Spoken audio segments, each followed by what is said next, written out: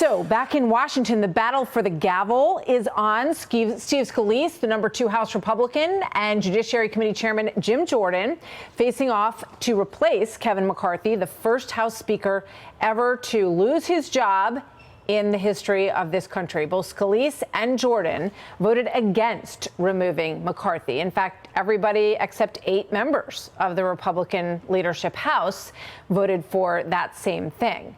Now they want people to come together. Watch. Right now, I've been just obviously listening to a lot of members and having a lot of really good conversations about how we keep focusing on the things we need to do to get our country back on track. This is really important that we get this right and that we get back to work. Steve Scalise is a friend of mine. It's Kevin and Steve and I. We all came in the same Congress. Steve's an American hero. But again, I think I'm better equipped to unite the conference, bring the conservatives along that I'm close to with the moderates.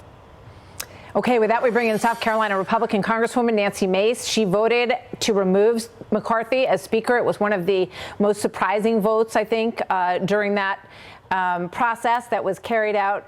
Congresswoman Mace, it's good to have you with us. Thank you very much for being here.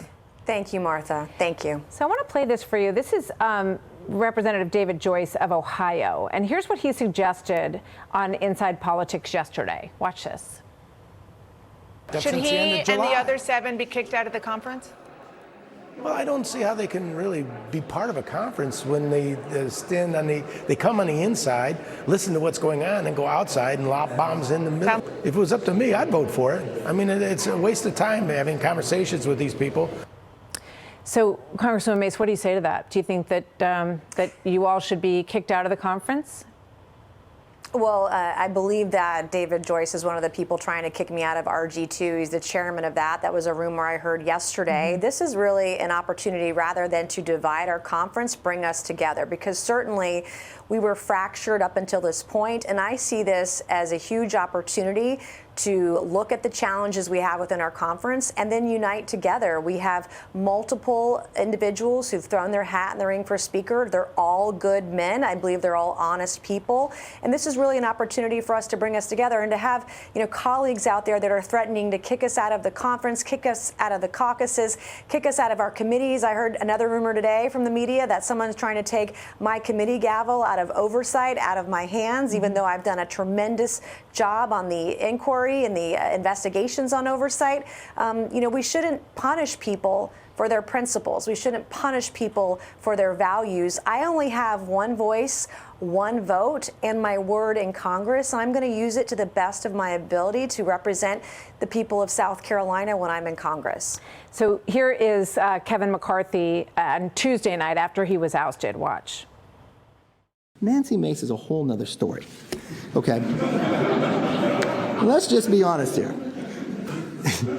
I called Nancy Mace's chief of staff yesterday. I said, can you please tell me, I don't understand, where have I not kept my word?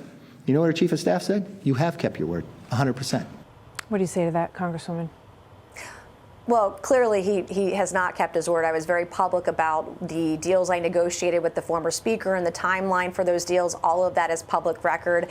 And, he got fired Tuesday night for not keeping his promises. And from my perspective, to throw a member of Hill staff under the bus like that and to try to intimidate me through my chief is not the kind of ethical or unethical behavior that I'm going to champion. And I'm going to protect the workers that we have on the Hill, and I want to look forward rather than divide our party anymore. I think we should all be looking forward at the opportunities ahead to unite together, to rally around a new Speaker, and do what we promised the American people we would do, finish off these spending bills. Let me ask you one more question here. So he has now taken over Nancy Pelosi's old office. There's a lot of consternation about whether or not he will be the fundraiser that he has been, the rally point that he's been for so many candidates across the country to build a larger Republican majority in the House. Do you support him taking that office? Would you want him to continue in that role? Or no, you don't trust him and you don't want him doing any of that?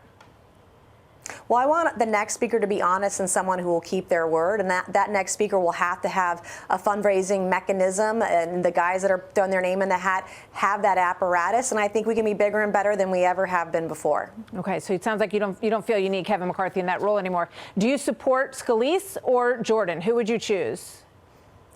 I met with Jim Jordan yesterday. I spoke with Kevin Hern today, and I plan on speaking with Steve Scalise as well. I'm going to give every candidate a chance and hear what they have to say. Okay. Congresswoman Nancy Mace, South Carolina. Very difficult week for a lot of folks, and we appreciate you coming on today and answering the questions. Thank you very much. Hi, everyone. I'm Brian Kilmeade. I want you to do me a favor. I want you to click to subscribe to the Fox News YouTube page. This is the only way that I know for sure that you're not going to miss any great commentary, any great news bites, any great interviews coming your way on Fox. You can get it all here on YouTube. So subscribe right now.